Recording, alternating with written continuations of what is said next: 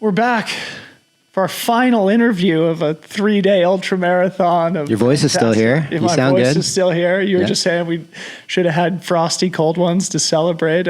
Next time. Long couple of days, but man, it's been so fun here, and really glad that you would come and join us. Ryan Hitzel, the founder of Roark, no longer the CEO. I understand. We'll get to that here in just a second. Wow. Yeah. Maybe first, just because one of the points of us doing this show, and it's admittedly a bit of an experiment for us, is to try and add some color and context to the people behind the brand. So maybe first just introduce yourself and how you came to work on this project that I know has been your brainchild for a number of years. Right on. Yeah. Well, how long do you want? You want like the 20-minute version? Yeah, no, just, give us the 60 to 120 seconds. Totally. Yeah. So, I worked for a long time doing creative stuff, mostly creative direction, art direction, brand work. I've been traveling a ton too since, I'd say like my early teens, initially chasing waves and surfing around the world and snowboarding. And so for forever, I was traveling around and as a creative person trying to bring back stories, take photos, do art, whatever I could to kind of express my experience as I traveled around the world doing the things that I loved.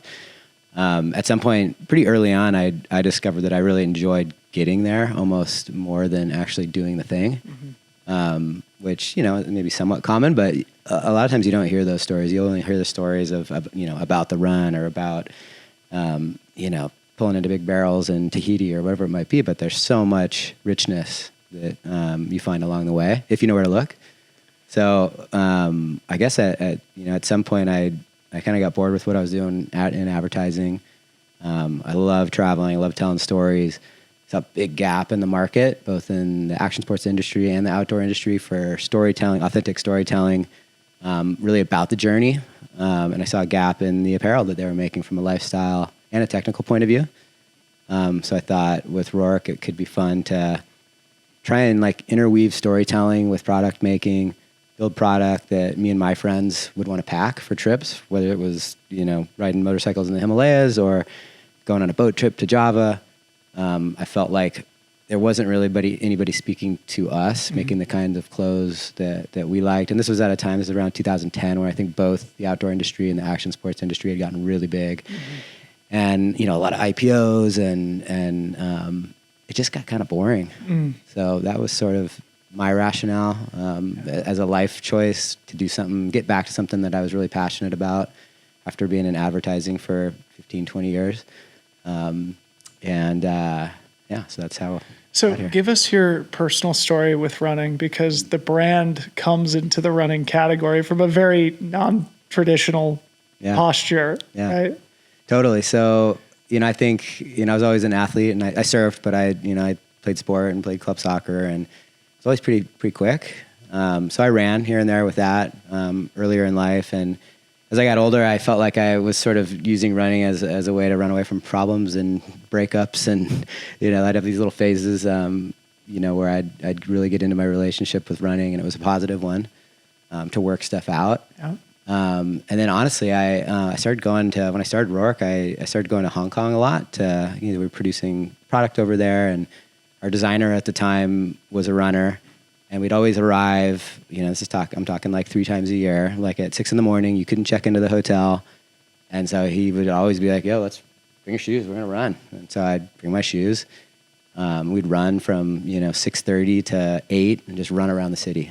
It was such a radical process as someone, that was just had jet lag and wanted to ground themselves, but what a rad way to experience a city or a trail system or just new places, right? Because you get to smell everything, you get to see everything, you got to wait for traffic, you try to find shortcuts, you learn the grid. So it was always such a, I started doing it in Hong Kong, and then, lo and behold, every trip I went on, I just sneak my shoes in, which is rad, because surfing and other sports, you gotta pay money, you gotta wait for swell, the wind, the tide. Running, you can do it at any moment for free, anywhere you are in the world. So it kind of became this rad sort of tool that I used as I traveled to sort of ground myself and then just straight up see places. So, but then how did the Lightbulb moment occur to you to think, well, Roark should be a player in this space? Yeah. So I don't know how much you guys know about Roark, but we've always gone on 2 big trips a year. These big trips inspired, what kind of, inspired by the place, obviously, and the culture and the people and our experience there, but also the type of gear that you might need to go to this place and what you'd pack in your bag.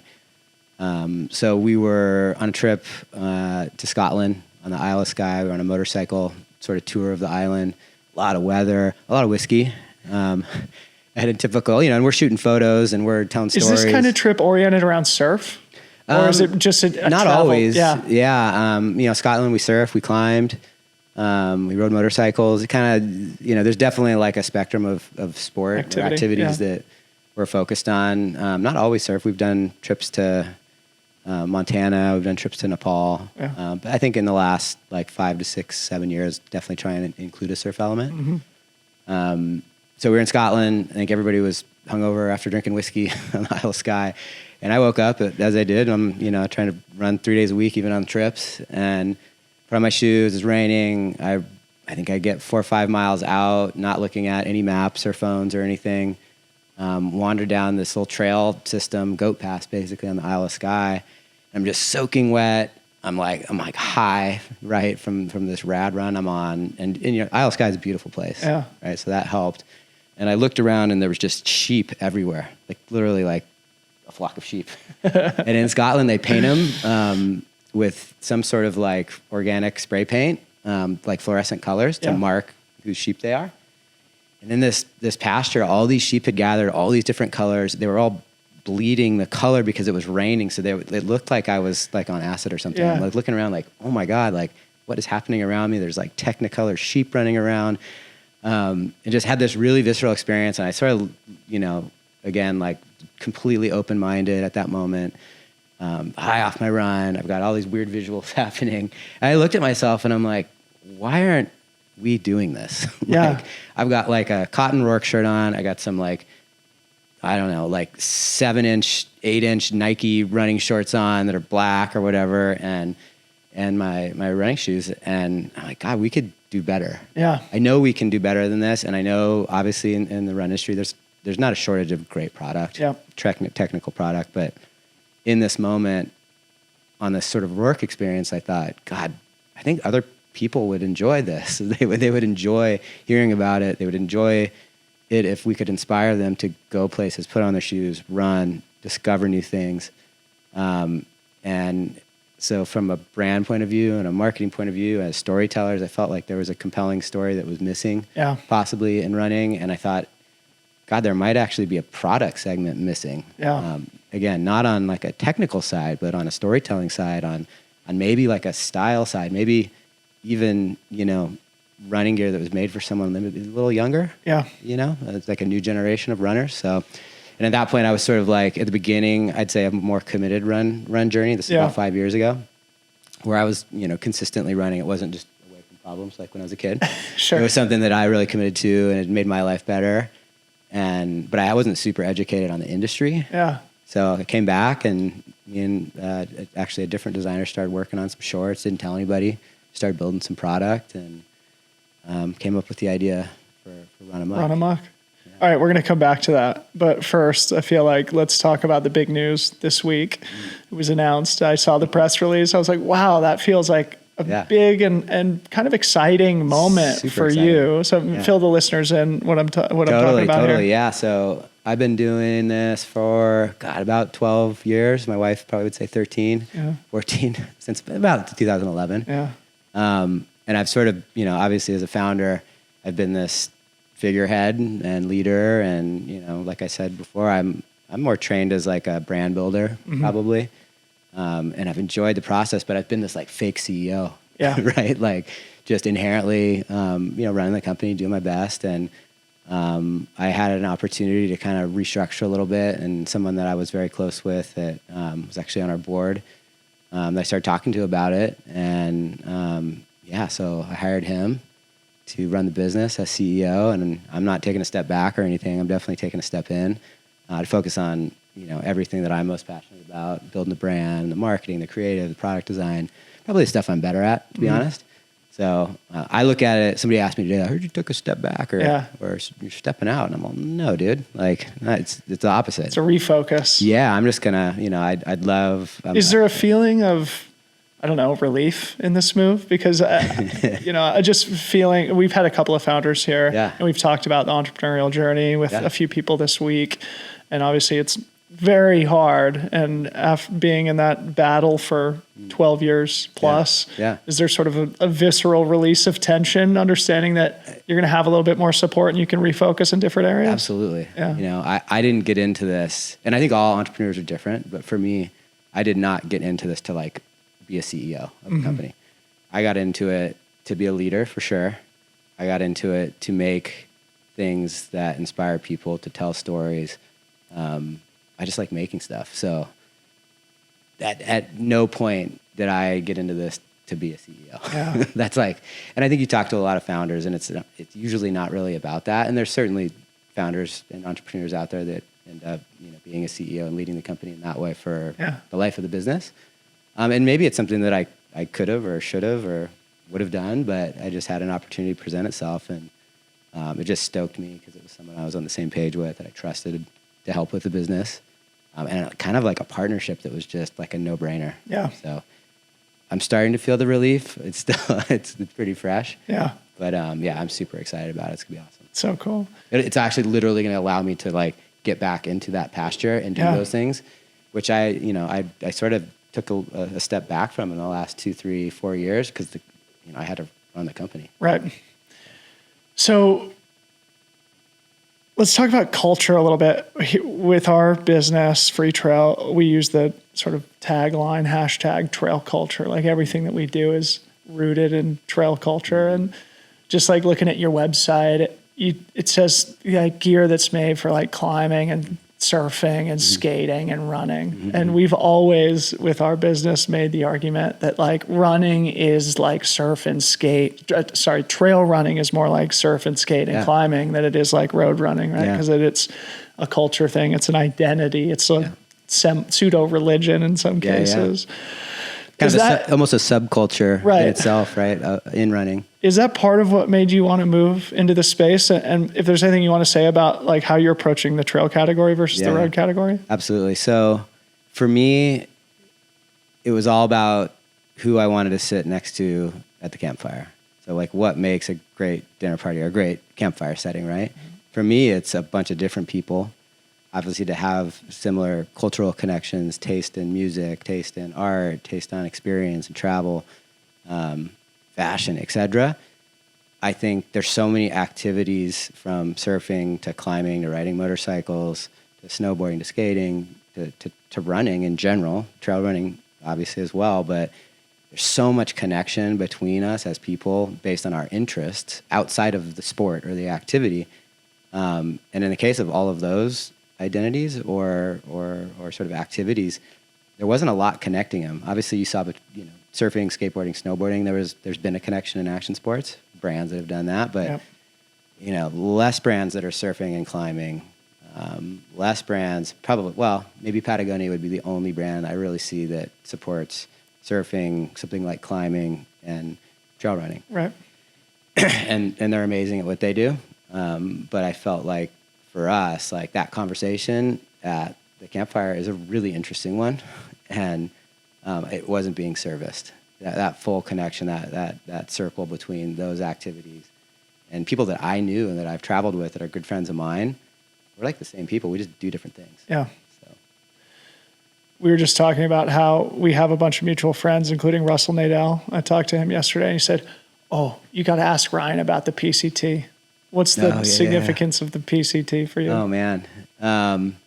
So I think this is sort of at the heart of your question in a lot of ways. So I have a friend that has a little bit of like couple acres up there, no house or anything. It's right on the South Fork of the Kern, which happens to be about, maybe a mile or less away from the general store.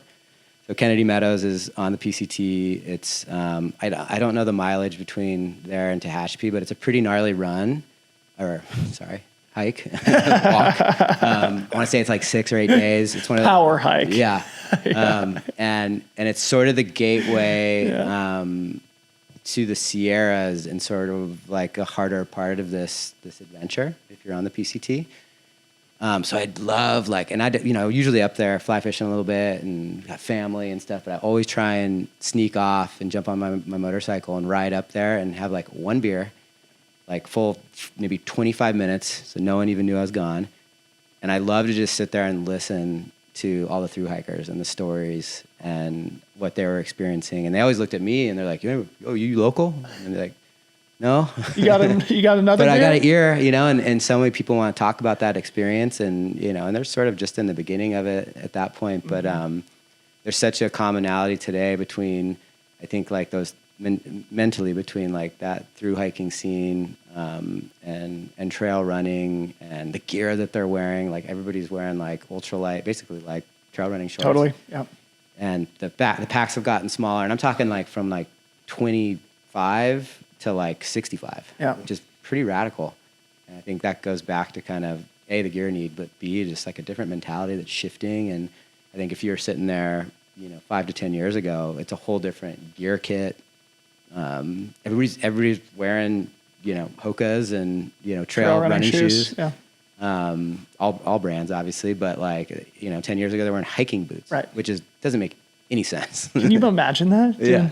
2,500 miles in like a big pair of high top hiking boots. Heavy. Yeah. It's wild. And product has advanced so much. So anyway, I think that I'm not sure what Russell's point was in wanting to talk about it, but for me, I think I've always just loved listening to stories. Yeah.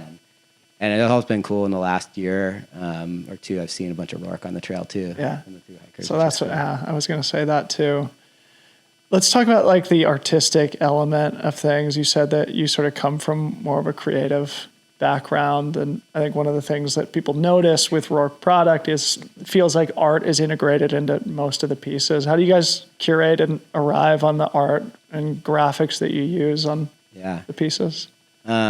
So between the main line of men's and women's that we do and Run Amok, it's the same process. They're very connected in the process standpoint. So, like I said before, we do these trips, and generally we try and find inspiration in the places that we go. We try and work with local designers. Less in Run when it comes to like manufacturing because it's a little more technical, but in the main line we'll work with local manufacturers too if we can to make garments and give back on top of that. But for me, it was always, I don't know that it's going to be an everyday wear, but I think for men and women, I've had to remember that we actually make clothes, right? Like we're putting clothes on people to make them feel good about themselves, hopefully, and maybe do the things that they want to do in the case of Run Amok and the main line. So a lot of times when we think about creativity and expression, a lot of that's about, doing graphics and creating conversations so that if you're wearing something, most days, like look at me and you, I'm wearing a black shirt, black pants and a tan jacket. You're wearing gray and black. Yeah. So you don't want to wear that kind of stuff every day, but it does feel good every once in a while to walk around and have somebody ask you like what you're wearing and why and what's going on with it. And that's a really cool graphic story. What does it mean? And that always stokes me when someone comes up and asks me. So, but it also makes it so like you can identify the Roark product that I see on the trail at least. Yeah, absolutely. And it's distinctive. I said this one thing like right when we started Run Amok, and it's funny. Everybody, our sales manager Luke was expressed it to a retailer today. In that moment in Scotland, I think when I came back and I was trying to like talk to our marketing guy about it, who was not a runner, mountain biker, but was not a runner. And he's like, well, how is it different? And I'm like, shit, man. I'm like, I just want to make like gear that listens to the same records I do. Like, that can relate to. The graphic story is like on point and on trend or ahead of trend. And is the subject matter and the storytelling is something that I identify with, like I would music. So I think that line sort of like made its way into a lot of times the way we talk about Run Amok specifically, actually. Mm-hmm. So. How do you guys use media and original storytelling and the whole brand and product arc? Because it feels like you guys do that very intentionally too. I'm thinking specifically about what you did around the what is it called? The Speed Project between LA and Las Vegas, and the film that was produced with that. Like, what's the media component of the business, and how does it move the needle for product? Yeah. So, at the heart of our sort of value system and the things that make us sort of click is storytelling, and trying to tell stories that inspire people to discover new places, new things, new cultures, but also hopefully something about themselves. So the duality of the word discovery is really important to us as travelers, especially. So with the Speed Project, full sufferfest, and I ran segments of it and paced, but I love driving. Driving's like potentially harder because you have to stay awake the whole time. Runners get to sleep and stuff. So for us, we wanted to do it initially not for the competition in any way, shape, or form, but just get out there with a group of friends. Travis got to do it. Travis Weller, who I know got to do it the last time. But we got a group of people, not the fastest people, but people that we loved and that identified with, that we would, sit around the campfire with. And so that was the most important thing for me, is how can we get together people that we could tell a story about, and then put them in a situation over, I can't remember what we did it in, maybe 42 hours. We actually have ended up placing pretty good. We got 7th or 8th this last year, but it just felt like a platform and a stage to where we could tell a story about this adventure, from the standpoint of me driving, to Luke J, who was navigating, and Nash, who's our marketing guy internally, who was sort of like the team lead here, and helped us navigate the whole thing, to the runners that were going through it themselves. And so I guess selfishly, I just saw it as a way to tell a really cool story about an event that's badass and that doesn't look for a lot of fanfare, sort of does it on their own, is independent-minded, sort of like we are, and doing things in an unorthodox way. Yeah. So I looked at it as like an opportunity to tell that story and tell the story of all the people that were on the journey. Sweet. So let's talk more specifically about product. We've done a lot about the brand, your personal journey, and I'm sure there's going to be a lot of people in the audience who are just interested to hear, the more practical stuff. And we're here at TRE. I'm sure you're showing some things off. So maybe before we get to what's coming down the pipeline, you just mentioned Travis Weller, another mutual friend of ours. And then, I've obviously seen and noticed and used some of the Black Sabbath product that you've got in the Run Amok line down too. Yeah. So anything you want to say about, that collaboration with Travis, Black Sabbath, the existing products that are available now before we talk about what's to come? Yeah, sure. So Roark as a brand hasn't done a ton of collabs. Definitely some, but it hasn't been something that's been like a priority. When it came to the run thing, it felt like it was an opportunity to actually be a little more free with that, and maybe work with some bands, work with some more, different types of artists. So we first did this little Motorhead collab, and that led to the Black Sabbath one, which again, it's like, what's the music that we like? Is there an opportunity to work with an archive of art that's significant too? And I think both of those bands have a really cool archive, obviously of records, but of artwork that they've used creatively. So it started there. I was always a fan of Travis's work. He showed up. We did this little run, and I'm from Laguna Beach, so we do this trail run on the 4th of July. So it's sort of like a pain before gain kind of idea. And he just like showed up from San Francisco. He's like, "Hey, I'm Travis Weller, and I just drove here from San Francisco in a minivan." And I'm like, "Right on, Travis Weller." And I'm like, "Are you the guy who just did that North Face thing? Like that? Are you an artist?" He's like, "Oh, yeah." And I'm like, epic. So we ran. He won. Crushed it. And, this is just a friendly race, right? Sure. It's probably 35 people. And it just started, again, like this organic conversation that was probably serendipitous, like wasn't planned. We didn't reach out to him. He just showed up. And so, he created a beautiful series of art that we put on product. And since then, we've worked on some other concepts together. We did a trip to Sardinia. It was 2 months ago, and Travis really came up with the whole concept of sort of this search for the fountain of youth. It's a blue zone. Wow. So, but so that was sort of the idea, and then he spun it into like following the stream and this like time bandit, like all these like trippy concepts that got to the kind of cliche of the Fountain of Youth in interesting ways. And so those guys ran across Sardinia, Rio, Lakeshore, and Travis, and Nash. It was 100 miles over 4 days, and they just stayed in small towns and a little bit of planning, but like a lot of improv. They ended up staying at some farmhouses, people they met along the way, like at a bar, stopped in for a beer. So just worked out perfectly. So yeah, we work with him a bunch. They have a really cool one with Basquiat coming out. Sweet. The artist. Yeah, anything you have coming down the line that you're showing here at TRE or that our viewers and listeners should keep their eye out for? Yeah, Basquiat comes out this spring, so we weren't showing it at this show, but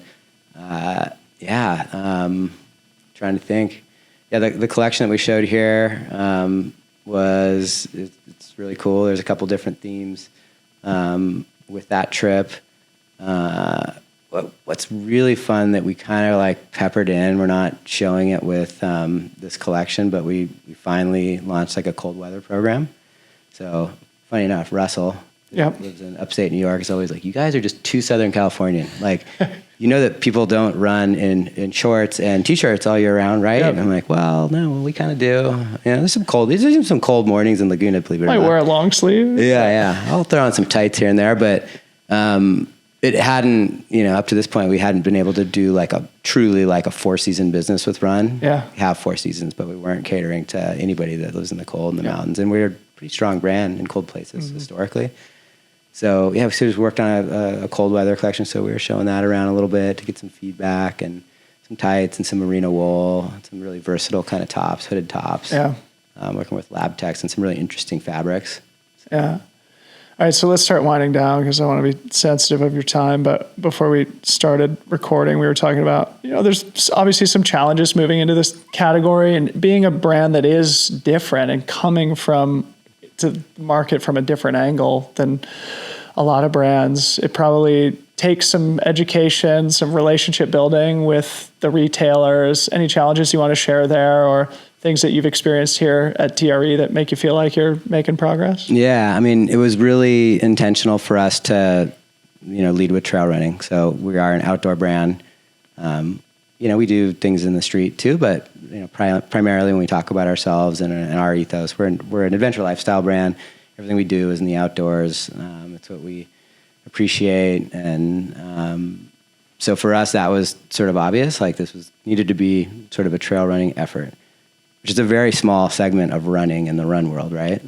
It's niche. You look at a run, like a shoe wall, depending on where you're at, but like in most normal places, it's like 1/10 of the shoes are trail running shoes, right? So that gives you a sense of like how many people road run, how many trail run. So that was a super easy decision that really we should be a company that makes running gear for the outdoor enthusiast.